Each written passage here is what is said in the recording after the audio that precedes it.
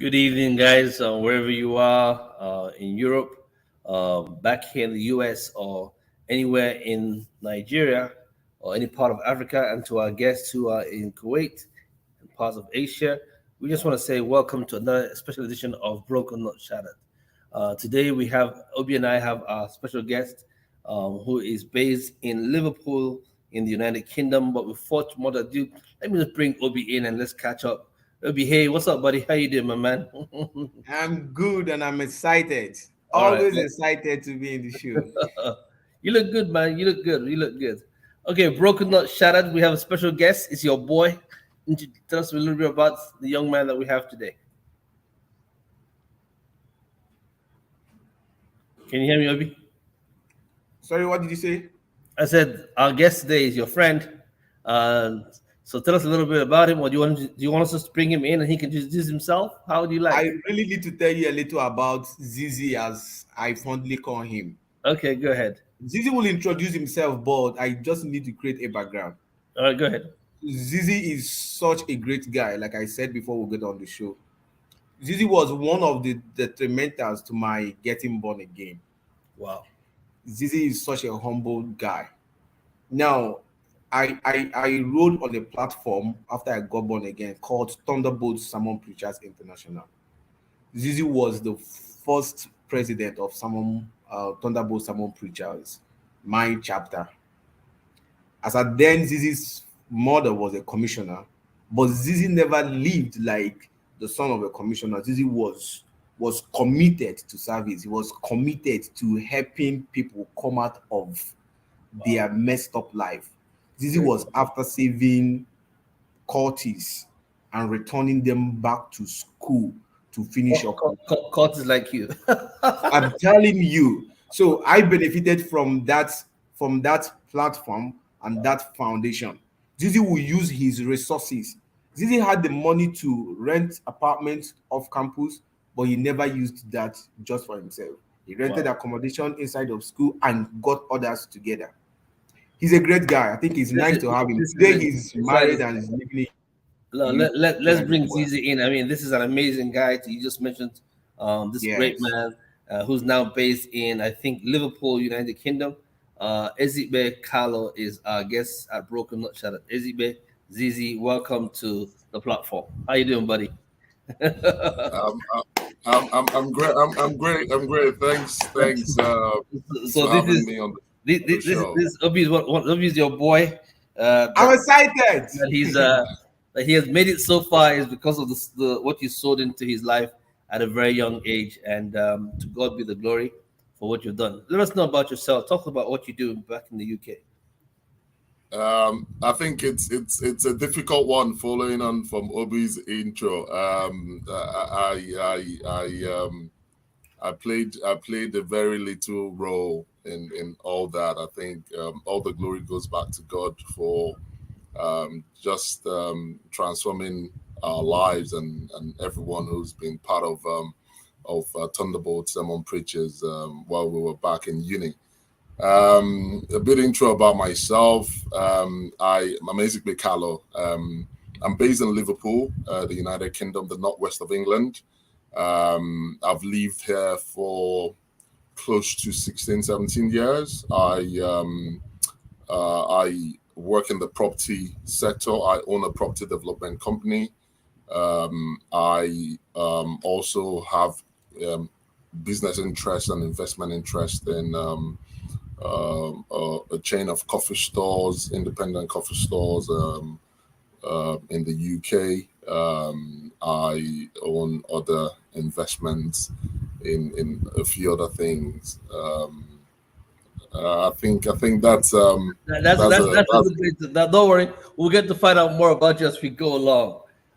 One of the things that came up while Obi and I were talking about was how you came from very strong and uh, I'll say comfortable beginnings, and but you chose to, for the most part, give up uh, a luxurious lifestyle while you were on campus to use your resources to pour into less privileged and young men or young women who had their lives in disarray. What was the driving force for you, Zizi? Just a bit of just to correct something. So my at the time when I was in uni, when I met Obi, and my I can't remember exactly when, but my mom served as the chief press secretary to the state government governor at the time, and held different positions. So she wasn't actually a commissioner, but held different positions. I wouldn't say I came from a wealthy background financially, but to me it was wealthy because we could eat 3 square meals or 4 square meals, and Sometimes five. yeah, we my mom sacrificed a lot. She did sacrifice a lot for us, and it made it look like we had more than enough. I can But relate to that. yeah, but for our sacrifice, and I think my upbringing shaped who I am and who I became, in the sense that I come from a very given background. My culture, my community in Nigeria, I'm from Abuja. We were very communal, very looking out for each other, giving to each other. That's cool. So I think that shaped the family background I came from. But not to say, there was a lot of challenges growing up. We didn't have a lot, but like I said, my mom made it look like, and my granddad as well made it look like we had so much. So when I gave my life to Christ, I think the mentors I had, the people that discipled me, um, were people who poured into my life. So I wasn't a conventional kind of Christian. I There was no air, there was no hierarchy, there was no division, there was mutual respect for anyone and everyone, Wow. and that kind of like shaped me. So when I gave my life to Christ and looking at Christ as well, who, if you think about it, the one who created the whole world, taking the likeness of a common man, born, his upbringing was just very common, Yeah. and related with everyone. So that he, Christ really shaped how I lived my life on campus, and how I related with people, respective of where they came from, irrespective of the fact that the people that I hung out with at times, my classmates, they weren't saved, but I still had a lot of respect for them. I still saw you know that God could turn any life around, Right. So I couldn't judge or despise or look down on anyone really. Awesome. Um, This is good. I completely understand where you're coming from. Um, it's more of the saying that to whom a lot has been given, much more is expected of. Obviously, you're coming from the compassion you have for people, the compassion you have for souls, is based on what you received by those who had mentored you and shaping you. Obi, your question for our guest. So so so Zizi, but what you did in campus those days that really got me motivated was actually, like you said, seeing a different breed of Christians. It was not like the conventional Christian we know. Zizi then plays basketball. Zizi, I'm right, right? yeah, I Yeah, captained the basketball team. Yeah, exactly. And Zizi is for the Zizi I know was never the Zizi of suit and tie. So Zizi was always, or has always been, the Yopi jean and t-shirts, My kind of guy. swaggy style. And so we saw Christians in that format, guys and girls who could wear trousers and yet speak in tongues with fire. Right. But Zizi speaking on purpose and the joy of serving. Tell us more a little about Thunderbolt Sermon Preachers and what the service was all about. Because I saw Thank the you for passion and the joy with which you approached that. Yeah, well, thank you for the question. My journey with Thunderbolt Sermon Preacher started in my first year. I was in a fellowship. I gave my life to Christ before I came into uni. And when I joined, there was Thunderbolt was the at the time the president was about leaving uni, and he approached me and said he had been praying, and God laid it on his heart to hand over to me. I didn't really quite understand why. I didn't think I was suited for it. But I took it on, and with my friends at the time, and over the years, I looking back, and I understand why God chose me. You have to bear in mind that when I was when I was in secondary school, I had a difficult time growing up. Difficult in the sense that my parents were separated. So my mom raised us, and not having my father present was really demanded. And we come from a culture. I come from a culture where, as as Nigerians, as Africans, we don't talk about a lot of things. We go through a lot of trauma. We don't talk about it. People just expect you to just keep quiet and suck it up and go through life. And I started having behavioral issues. Right. I was moved around a lot in terms of school, because my mom had to move, go to work, so she would drop me with my grandparents. Move. It was really a difficult time. And when I got into secondary school, I didn't know why I just rebelled against male figures, authority figures. I was suspended. I got into challenges. I got suspended twice. I got expelled, and it was a difficult time.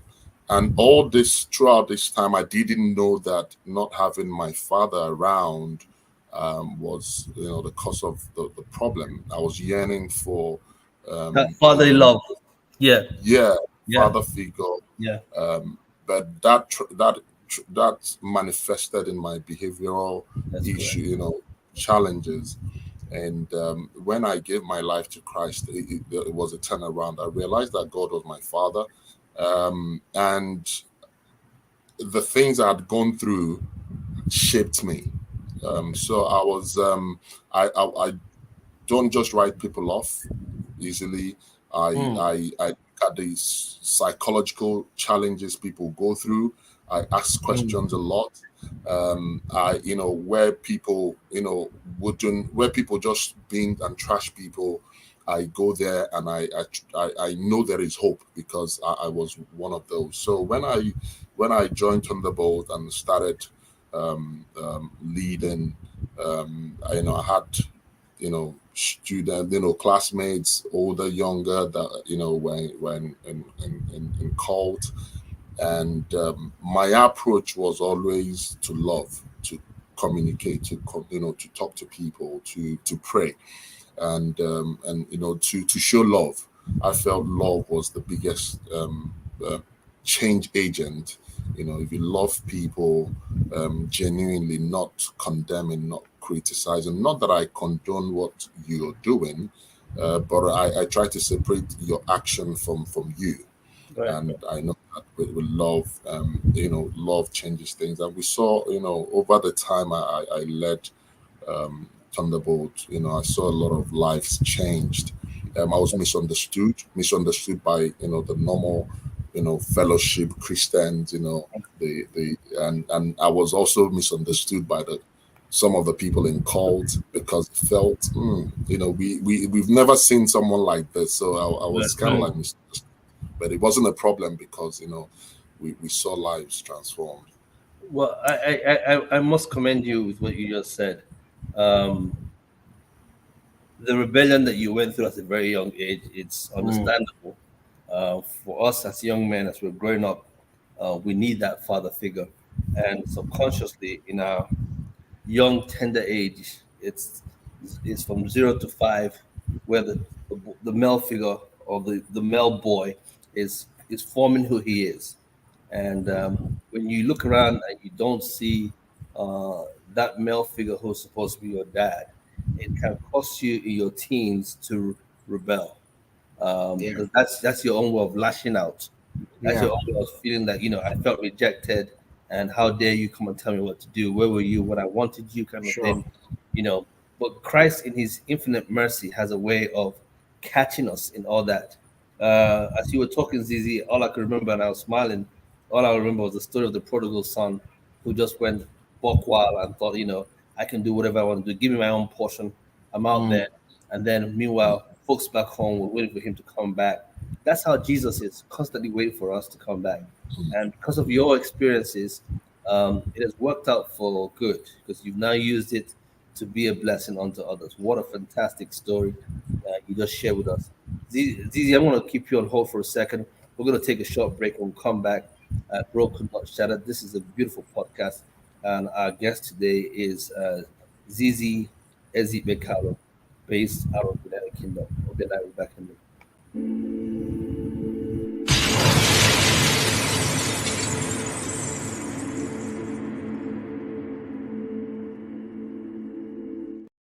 You're watching the podcast Broken Not Shattered. Your host Ike and Obi. Today we have a guest from Liverpool, United Kingdom. Big time realtor, born again Christian, father and husband, I believe, right? Yes, and Husband and the yes, father. and he's doing great stuff. Part of the crew that led the gangster in our midst, Mr. Obi, into Christ. So thank you for everything. Welcome back to Broken Not Shattered, Ezibe. Thank you. Obi, what was your question for him? Yeah. So those days, Zizi, with your passion, I could remember there was one campus we visited sometime, and Zizi was attacked. I think that was in soccer or so, if I could remember. And it wasn't just there. Zizi was attacked in several schools because of his passion. And when I mean, we had Curtis trying to mob him, but Zizi never backed down. And Zizi, that also speaks of that passion. Why Zizi was talking, it reminded me of Saul that became Paul. And believe me, it was that kind of Christianity. Because when Saul got born again, when Saul became Paul, the church were not so sure of the kind of breed they have. And where he was coming to as well rejected him, and he was a different kind of breed. So Zuzi, please, I think I ought to have asked you this before the last question I asked you. What was the Thunderbolts sermon preachers? What was the intention? What were they intending to do? We called that word Thunderbolt and we didn't define it. Can you please define it for the sake of audience looking at us, so we understand what Thunderbolts sermon preachers were all about and what they intended to achieve, and what gave you that passion? What was well, that will bring me to my next question, please. Okay, thank you for that. Thunderbolt Sermon Preachers was started by Dr. Elvis and a few other, veterans, a few other people that got saved while they were on campus. And the mission was just basically to preach Christ to cult members and translate them from darkness into light. That was the mission in simple terms. Just using Christ, preaching Christ to lost souls and people who weren't saved, and focusing mainly on cult and gang members. So basically, it was actually set up to deal with the frat systems that was taking place on campus. It was like Yes, an antidote which the government could not have a hold on, knowing fully yeah, well that this was the spirit of darkness controlling this whole thing. For it to yeah, be able to be subdued, they had to bring the spirit of light. And so yeah. whenever there was light, darkness could not prevail. Yeah. So there have been a lot of initiatives to curb cultism on the On in the campus, and different it wasn't working. Yeah. universities and campuses, but they always failed because um, you know the change wasn't real. We didn't see real changes in people. People sometimes claim to have changed just to graduate, from uni to get off a blacklist, off of the university authorities blacklist. But we realized, or the founders realized, that real change came from a life transformed by Christ, and that was the mission. That was the goal of Thunderbolt Sermon Preachers. So on that platform, you guys reached out to cultists on campus. Lives are being transformed. Did that give you a sense of purpose? Hmm. Yes, it did. It did. And There how? was nothing as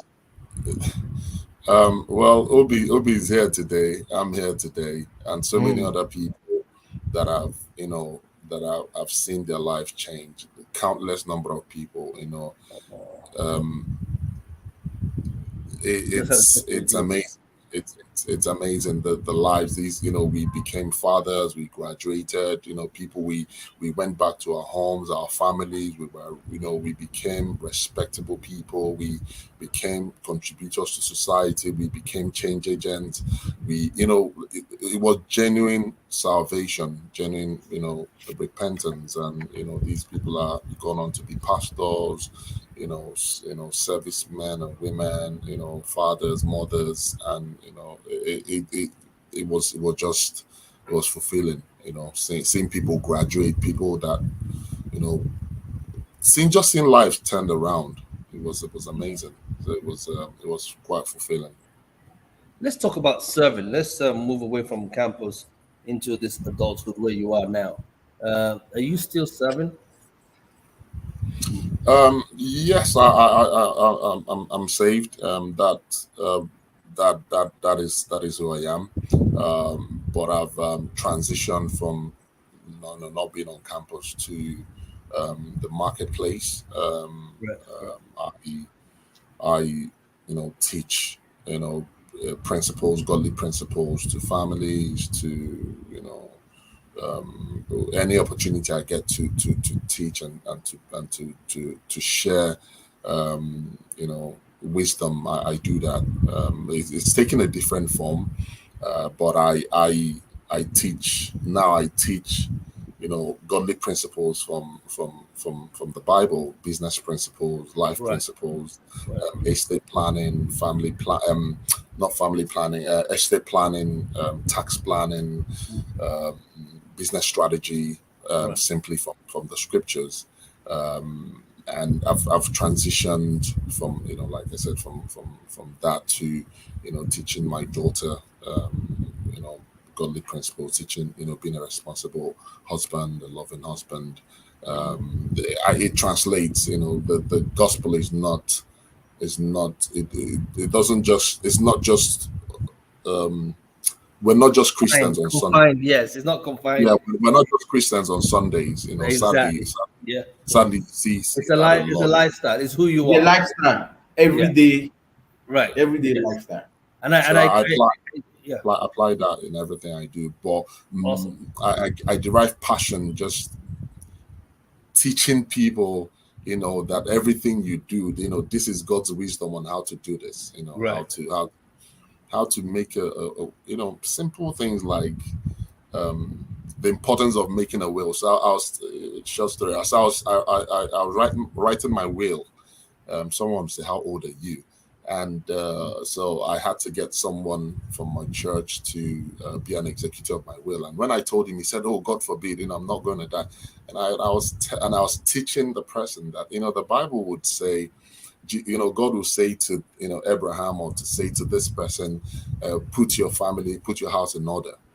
That is a way of God telling you, write your will, because you leave an inheritance for your grandchildren, not just for your children, but for your grandchildren.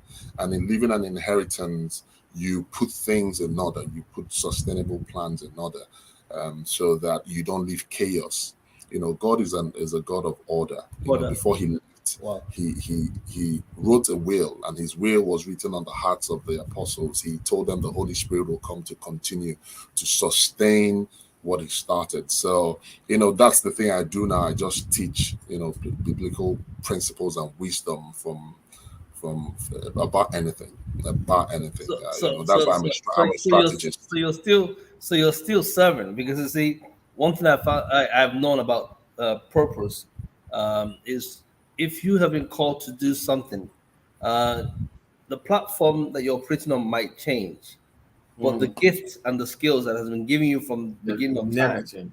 it would never change. Never So change. the teaching you that used to teach on campus how to live right is now moved it to the marketplace, which I think is well needed and well deserved to be, because there are very few of us in the marketplace who are doing diligently when it comes to business, saying, I "Hey, agree with you. this is how to work out your salvation in your day-to-day living, to make sure that when you leave here, because all of us will leave one day, there is some kind of order."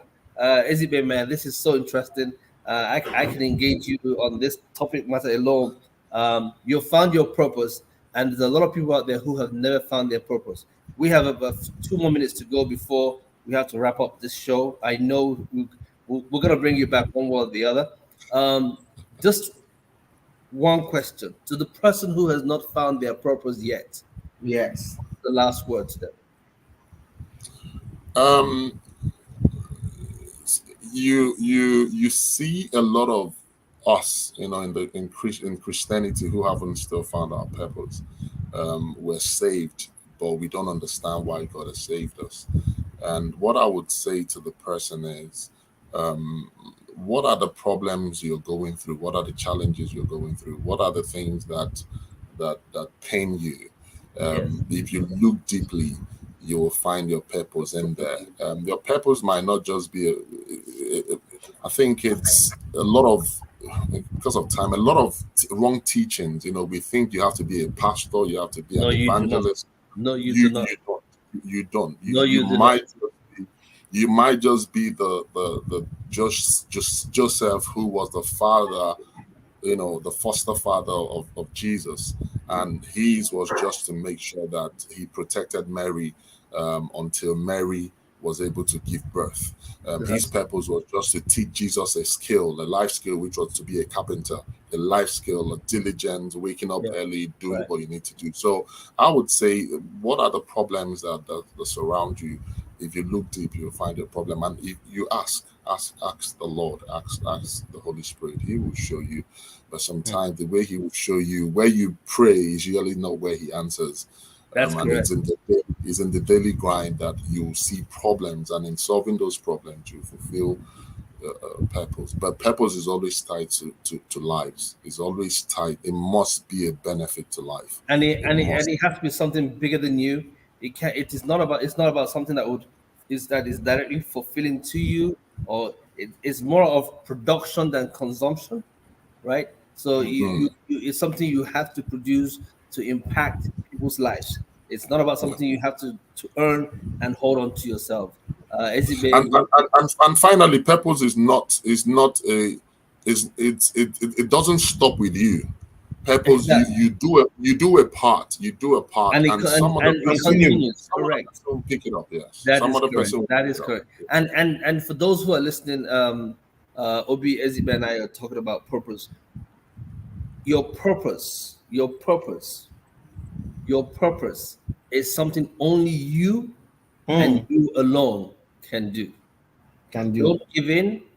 Don't give up. Don't Ezibe, back down. welcome.